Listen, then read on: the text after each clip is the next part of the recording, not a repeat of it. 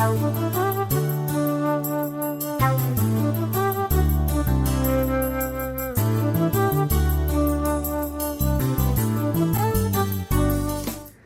you so much for being here, and I would like to welcome Dr. Aris Latham on the dais to give a short presentation about raw foods for radiant health. He's a living example of this raw foods, and he has been on raw food diet for 37 years, and he's vibrant and he's dynamic, all because of his living food habits. He's going to enlighten us on this topic, and he's going to help us to move forward in our journey to choose this living foods and enjoy vibrant health. We welcome you, sir. Okay, thank you so much. I really appreciate this wonderful moment to be here with you, to share together and to grow together. For me, being here it's an homecoming. It's coming home. You know, it's something that just from being here for the one day, I've already figured out why I do some of the things that I do. Myself, I was born in Panama, in Central America, and at the time that I was born there, it was what is known as the Canal Zone, because it was a U.S. territory. My grandparents went to Panama during the building of the canal, the Panama Canal. They migrated from Jamaica and Barbados. And my parents were born there, I was born there. But my ancestry on my father's side, my paternal great-grandmother was actually born in India, but she grew up in Jamaica. And now I get to see some of the reasons why vegetarianism has been in my DNA, you know, and that's one of the reasons why I feel that I have developed what I have done. Over the years, now it's been 67 years since my birth, and over the years, for a good part of my life, growing up where I grew up, basically all of the foods that we consume were fresh foods. I was born in 1947, and during those times, in the environment that I lived in, which is a rainforest, a tropical rainforest, all of the foods that were available to us were foods that were cultivated fresh or harvested fresh. So even during the times that we were eating fish, chicken, or other animal-based foods, which I did up until the age of 23, but growing up in Panama during that time, if we ate chicken, it was chicken that we had in our chicken coop. And, you know, we killed it that morning, not the day after. It wasn't something that's been preserved and been packaged up. If we ate fish, it was fish that we caught that morning, whether it was from the lake or from the sea. And even if we ate beef or pork or any of those things during those times, it was fresh food. Because during those times, there was no efficient way of preserving something for days. We didn't have adequate refrigeration. We had just ice box. So everything was packed in ice if it was to be preserved. So with that legacy and leaving Panama at the age of 17 and moving to New York City, I was introduced to a whole different culture when it comes to food, getting into what is called the SAD diet, the standard American diet. And I noticed within a matter of 2 years, my entire life shifted. My energy shifted. I was very athletic when I moved to the US. I was on the swimming team, the track team, gymnastics. But within 2 years, I noticed that my energy, my stamina had shifted. And fortunately, during that time, which was in the late 60s, I went to college. I went off to school, to the university. And this is one of the reasons I'm so happy to be here in a university setting, because this is the place where great seeds are planted in virgin minds. So my mind was very virgin at that time and very receptive. So the seed of vegetarianism was planted at that time. During the 60s, it was a very high revolutionary period. And as students on the college campus, we were influenced by peer association. So during that time, we had the hippie movement, back to the land, natural living. And of course, during that time, there was the Vietnam War, which was a food war about rice. And also growing up during the time of the Black Power movement in the US, that we realized that the foods that we were consuming during those times was actually a weapon because they were making us ill, making us very sick. So coming around today to where we are now and what we're promoting with this World Veg Fest is freedom from disease through non-violent food. Because the food, not just then, but even up to today, most of the foods that we consume are weapons. They are actually killing us. So, yes, of course, karma is a very real issue, because the death that we cause of a chicken, a fish, a cow, to kill those animals, to consume them, of course, we're going to pay the price, because those same animals are going to kill us.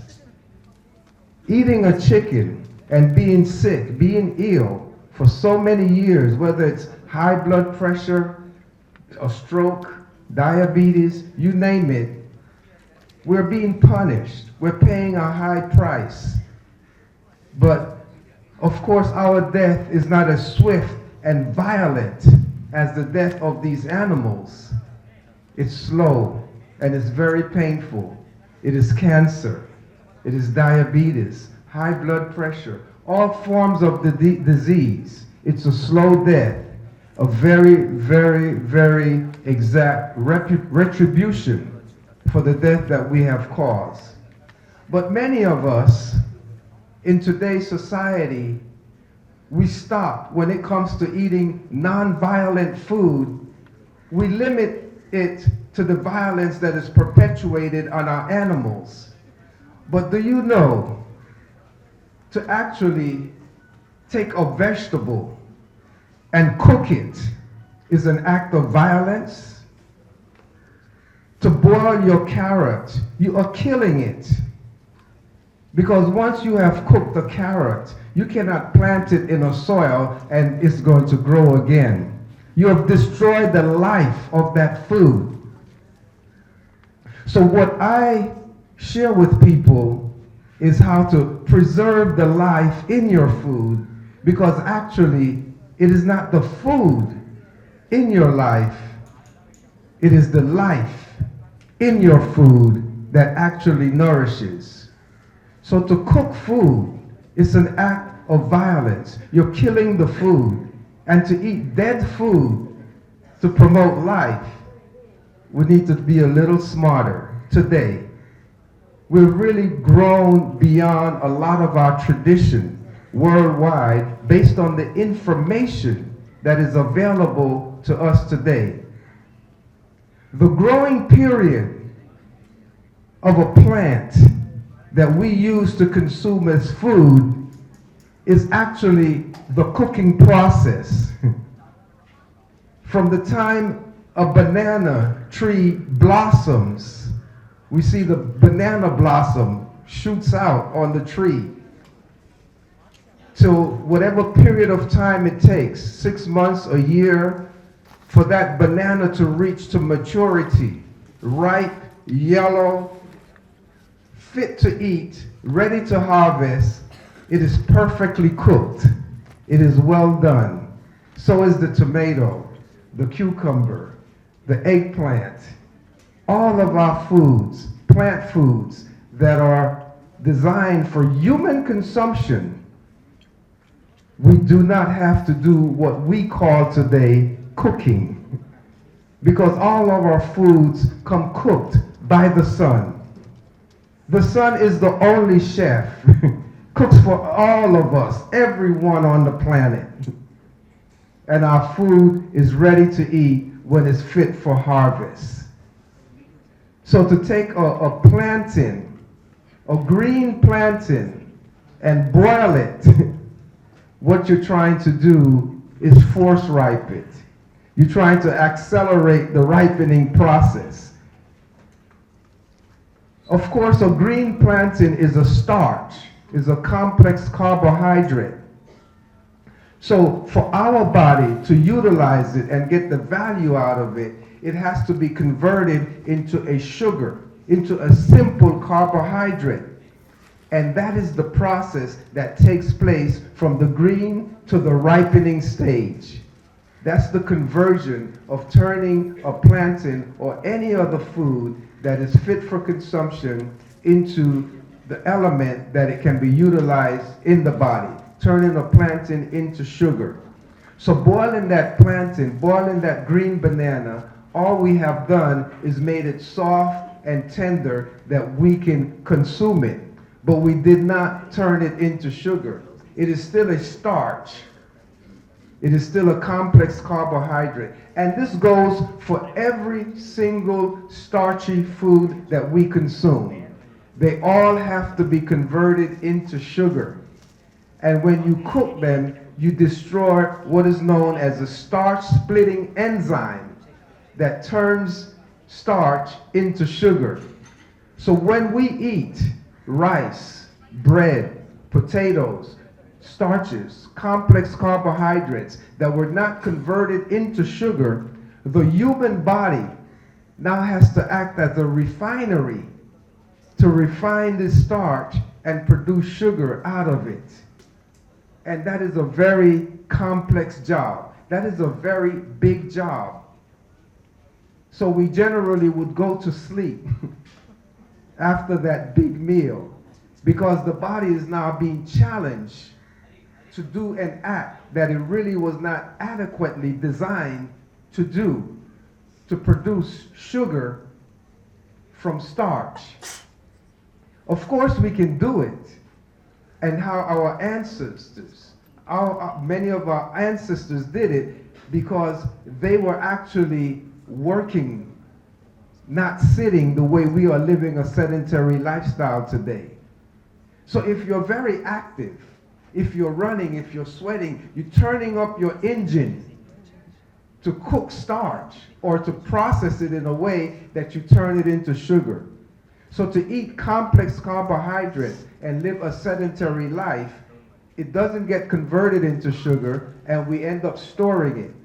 Because as you notice, practically all of the starch that we consume, we always put grease in them, some form of fat, butter, ghee, olive oil, mayonnaise, you name it, some form of fat. And starch and fat cannot digest in the same medium, in the same body. Fat is what is found with protein. All of your protein-based foods are fat foods. And this is why they are considered protein. In nature, they all come with fat. These are all of your seeds, like cashew seeds, sunflower seeds, sesame seeds, all of your nuts like almonds and walnuts and pecans, all of your fatty vegetables and fruits such as olives, avocados, coconuts. These are protein-based foods. So that's how we identify a fatty food. These foods, for them to digest in the human body, it's actually a mechanical process of digestion that takes place in our intestinal tract. But starches, carbohydrates, bread and rice and potatoes, they digest in our mouth through mixing them with our saliva to produce ptyalin or some digestive starch, digestive enzyme that digests starch, because starch digests in the mouth. So mixing, combining starch with protein, the meat and potato dish, or even soybean with rice, what we find is that they're not going to digest properly because the protein takes over the digestive system, the starch goes undigested, and it ferments. So we begin to have these complications. And of course, many of these foods, for most of us, we always cook them. So in doing that, then the process of digestion even becomes more challenging because you destroy the starch splitting enzyme, the protein splitting enzyme, the fat splitting enzymes are destroyed in the cooking process, in the violent process of boiling. That is violence. You destroy the enzymes that would convert the potatoes into sugar, that would convert the protein into simple amino acid. So your body now has to go ahead and produce the enzymes to do this, to break these foods down. That is a very, very big challenge, a very big job. And if it doesn't get broken down, if it doesn't become digested, then we store it. And we store it in fatty tissues, cellulite, you name it. In our arteries, plaque. It is stored, starches with fat, dried out, and hence we get all of the issues of diabetes, high blood pressures, and all of these medical issues. That is why it is no mystery that, in reversing these things, which has been proven even here in India and many places around the world, you stop putting in the cause, and you now start consuming foods that the body can utilize. And the best foods for the body to utilize efficiently, effectively, without taxing our system is living foods. And I really want to demystify the whole concept of the way it's being presented today as raw food, because it is really not raw food. All it is fresh food. It is fresh food. And this is part of our heritage here, our legacy here in India, is eating fresh food. Because once you cook it, it is no longer fresh. It is a form of processing. And again, it is a violent form of killing the food. And it's not going to actually allow us to live an optimum lifestyle. So really, one of the primary arguments for vegetarianism just doesn't begin simply with thou shalt not kill. And if we hold that principle, then of course that goes beyond killing of our animals, but killing of our plants as well. As human beings, we have invented the art of fire and cooking. And prior to the advent of fire, who knows when, how long it's been since we developed the art of using fire. Prior to that, we never ate cooked food. Before fire, we never ate cooked food, so-called cooked foods. All of our foods we ate were fresh. And even if we were eating animals, of course, we never ate them cooked either. And that is the nature of all animals in the kingdom who eat other animals. They would not eat a dead cooked animal. A lion would pass a dead cow and would not touch it.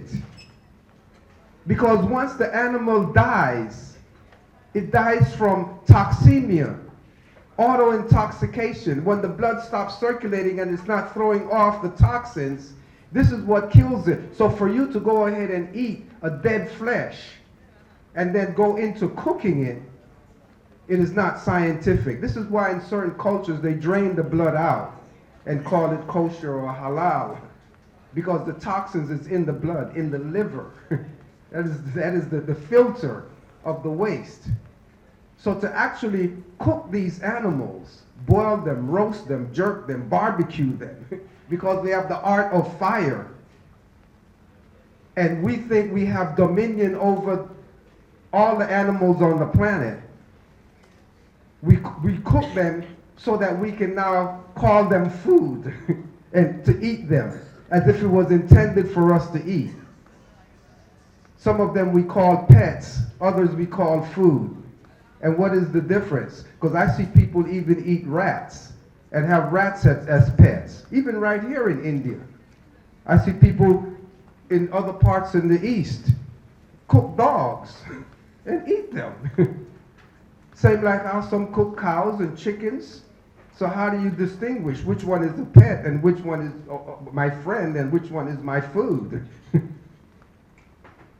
And we go on and we do these types of things unconsciously. You know, just the simple act of going to a beehive and getting the honey from the beehive to feed us, while the bee produced that honey for their babies. That's the food for the baby bee.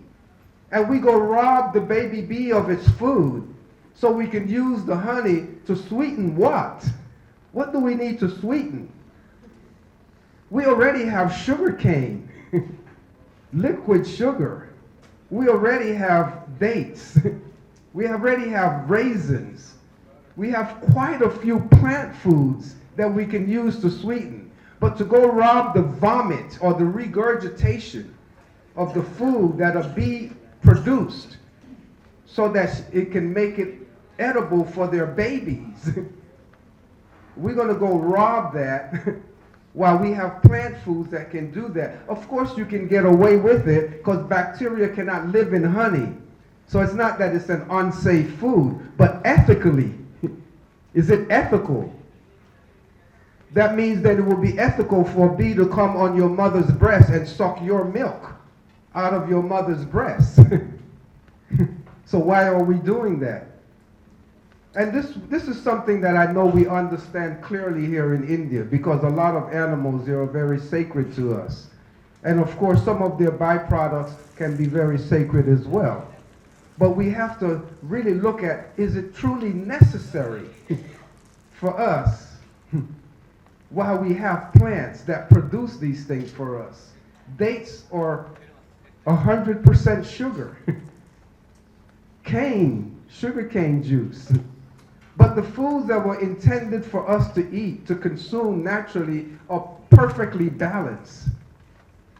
Just a simple thing like our coconut, the young coconut, the coconut water, which has more electrolytes than any other food on the planet. It contains 10% sugar. It is spring water. Actually, the coconuts are the breast of the earth. And if we drink the coconut water, it electrifies our body because of the electrical energy. It charges us up. And it also cleanses the body. And it has the perfect amount of sugar, 10%. But now we're drinking bottled water, processed water, things of this nature. So when we make tea with it, or coffee, or use it in a beverage, we have to sweeten it.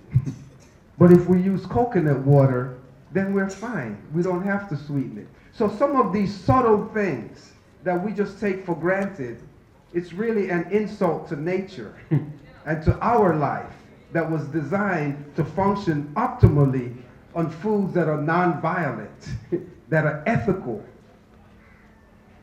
So this is where we are today in the 21st century. We're looking to come up to date in our life based on the information that is now available to us, and also based on some of the modern technology that are favorable to us, where we can actually process certain foods non-violently, that we don't have to actually cook it. We don't have to boil a carrot anymore to make it tender, to extract the nutrients from it. We can put a carrot through a juice extractor and get carrot juice.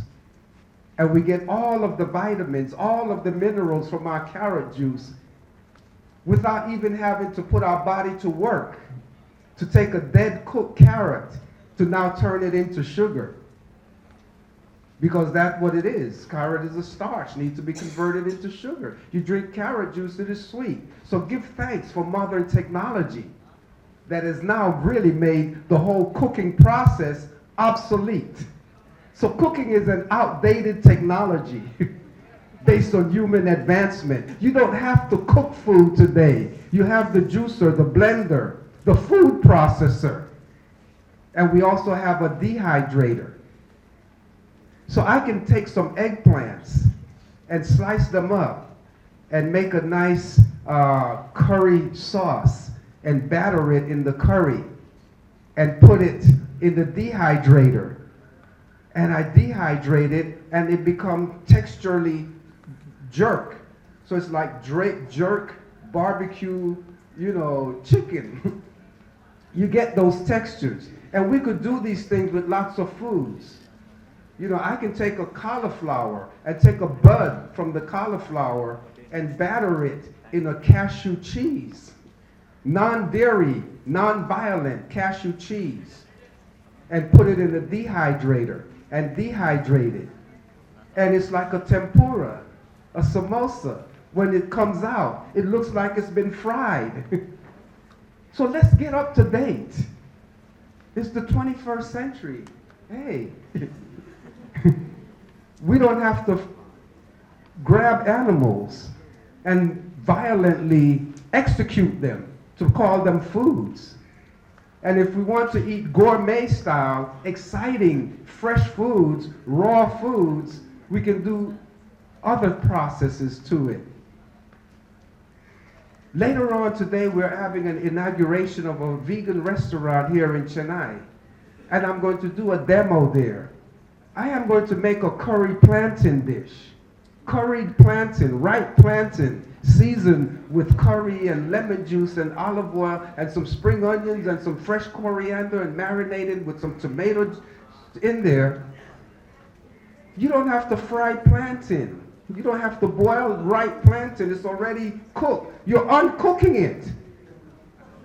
You're actually cooking the sun out of the food when you cook. Because what we're trying to really eat, when we eat, we're trying to transfer the solar energy from the food to our body when we're doing this act of eating. But if you cook the food, you destroy the solar energy, the oxygen. This is one of the reasons why we eat food, for oxygen. And anytime you cook food, there goes the oxygen back up into the ether. And you're eating foods that have been, oxidized. So you have to take anti-acid, antioxidants. We're in the 21st century. And we're here at Anna University. We're in a hall of higher learning, higher studies. And we need to apply some of these things. So we have to get out of the pot. You don't have to give it up 100%. But at least the main objective in what I share is to get you to increase the amount of fresh food in your diet. For the amount of cooked food that we're eating, we're not eating enough fresh food. You don't have to eat 100% raw food. And some people say, raw foods are not digestible, because they have a different concept of what I speak about when I say raw food. That's why I don't use the word raw food. I use the word sun-fired foods. Sun-fired foods. It has been fired by the sun, cooked by the sun at the perfect temperature, atmospheric temperature, the highest recorded solar temperature ever on the planet, 135 degrees Fahrenheit. Anything above that temperature kills. Kills. Kill you. All human beings, plants, animals, we all live and function on an enzymatic level. Enzymes. Enzymes is the life force within us. And enzymes are heat sensitive. Above 135 degrees, you kill all plants, all animals, all human beings on this planet. Death Valley, California. That's why they call it Death Valley. That is where the highest recorded solar temperature has been. So for us to subject our food to 500 degrees baking, we are really making sure that it's going to be well dead. But you use a dehydrator and keep it below the highest solar temperature, 115 degrees, 120 degrees. You're extracting the moisture. That's what dehydration means. Or you can actually do it in the sun. You don't need to buy an electric dehydrator. You can actually set up a solar dryer. You can sun dry your tomatoes. You can get your steak, your beefsteak tomatoes, and season them with some masala and other spices, and put some of the kala namak, that special salt from India, the black salt, and all your herbs and spices, and take that sliced beefsteak tomato and dehydrate it. And you get a texture that's jerky, that's beefy, a dried tomato. And you season it, and it's like a meat. The eggplant, the zucchini, the carrot, all of these things. We can take this to the ultimate level. And this is what I bring to share with you.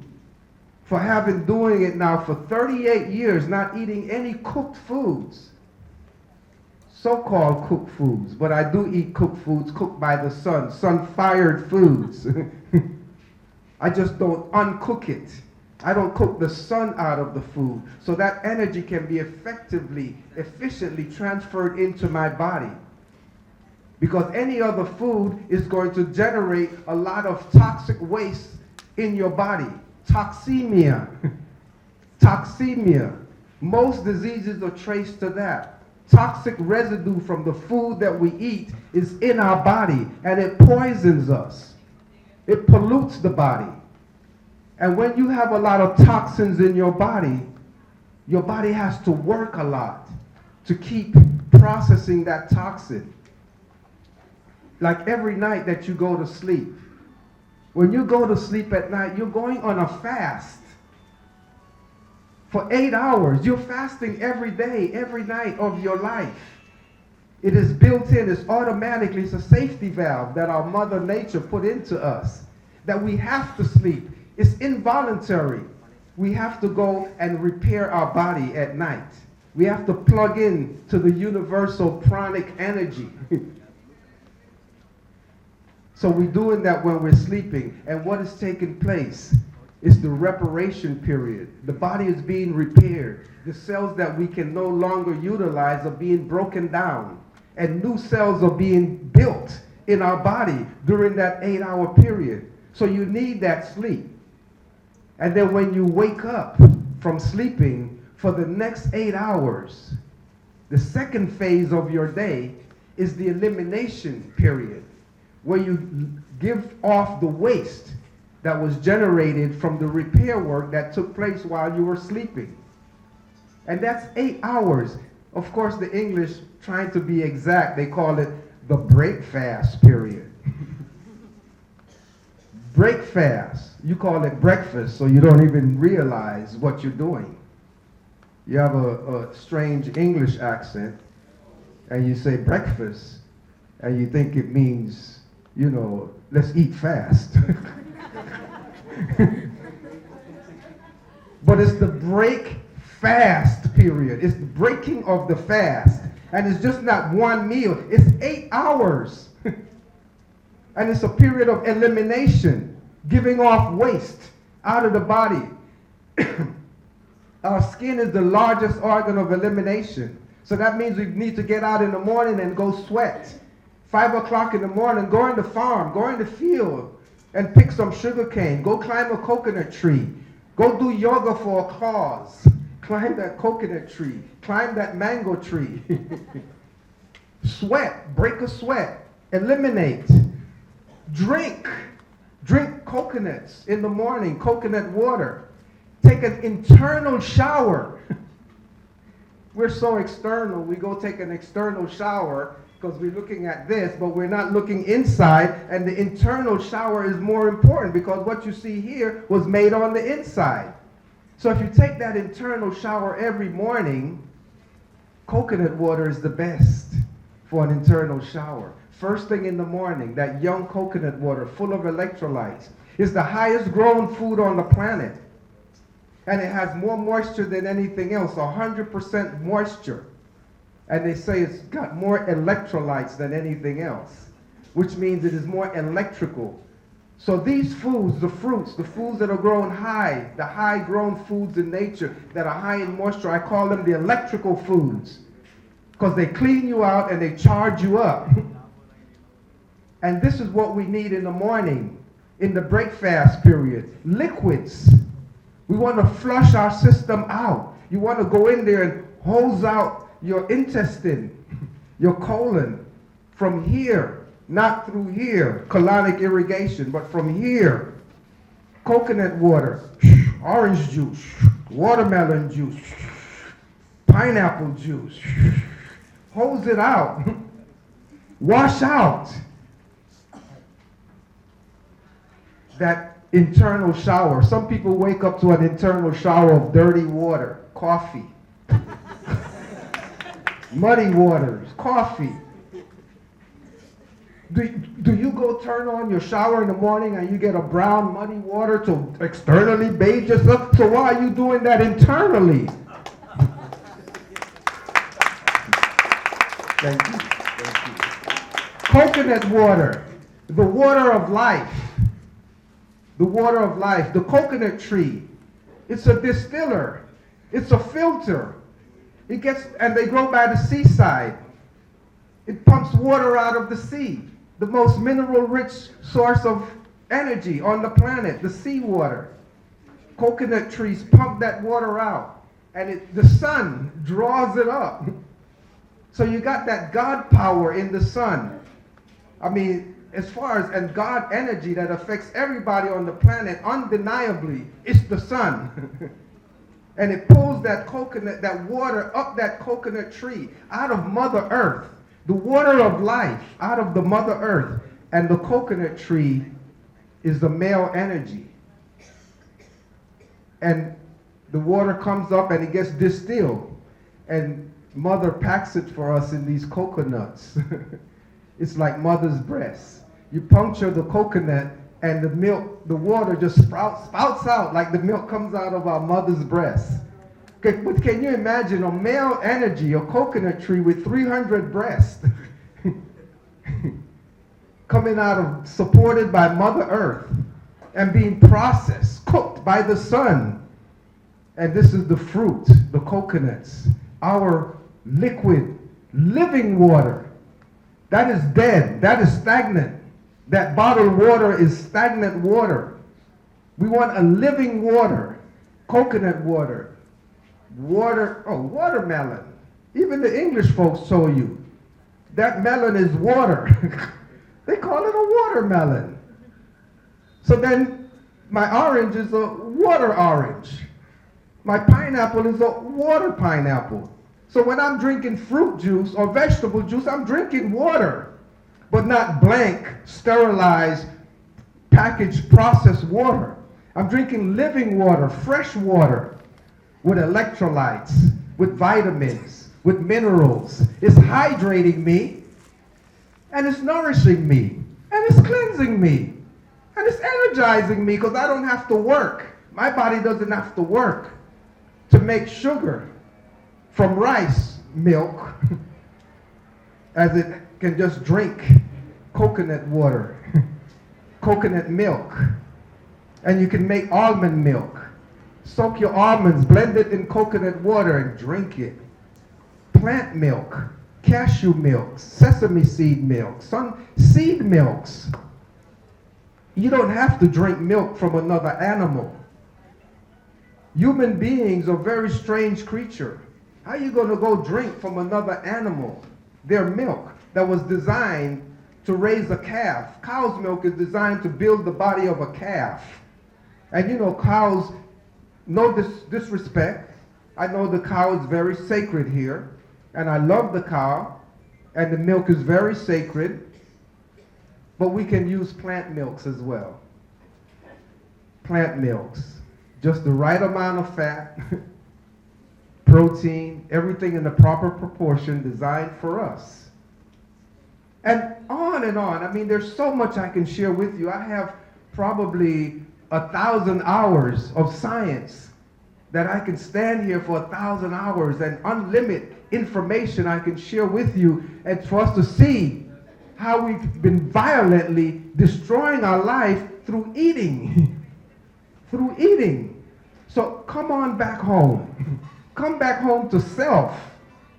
Come back home to self. Our body is a temple as we know it here clearly in India. It's a vehicle for our spirit to journey in this life.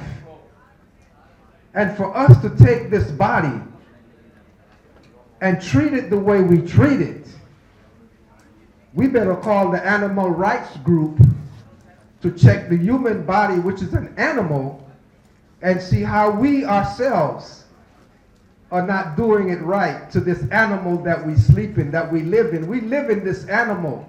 We don't live in a house. We live in our body. This is our house. This is our temple. And I feel the human body is as an endangered species as any other animal out there. We are killing this animal. How can you meditate inside this temple if it's got flatulence, if it's sneezing and coughing? It needs to be still. And the foods that make it uncomfortable, ill, disease, are challenging us as spiritual entities, as spiritual beings. So we can free up ourselves from the bondage of living this type of life so violently, so unnecessarily putting things into our body that the body was not designed to process. So after you wake up in the morning and you drink your coconut water and you take that internal shower, for the rest of the morning, for that 8-hour period, all you need is liquid and fiber. You want to sweep out, mop, scrub, do all you got to do. All you got to do to really get the body ready for the rest of your day. And the rest of your day naturally should be from 12 noon to 8 p.m. When you sleep, the ideal time to sleep, 8 p.m. to 4 a.m., 2 hours after sunset, and you wake up 2 hours before sunrise. From 4 a.m. to 12 noon, you rise with the sun. As the sun rises, you rise with the sun. You eat the foods that are grown high. The electrical foods, the fruits, the high moisture foods, and fiber. Then from 12 noon to 8 p.m., you come down to earth and you eat the starches and the protein with your vegetables. So I have this information that I've put together in a poster form, and it breaks down the 4 different groups of foods. It breaks down your daily cycle, weekly, lunar, and seasonal cycle, what to eat, what time, how to eat it. I have DVDs that explain this. So my assistant Verona, she has these products available for you. And I really wish I had my 1,000 hours to give you all that you need. But this is just an introduction. This is just a tip. And I really look forward to coming back home to India to share as much as I can with you. Thank you so much. Really appreciate you. I love you. Thank you. Let's give him a big applause.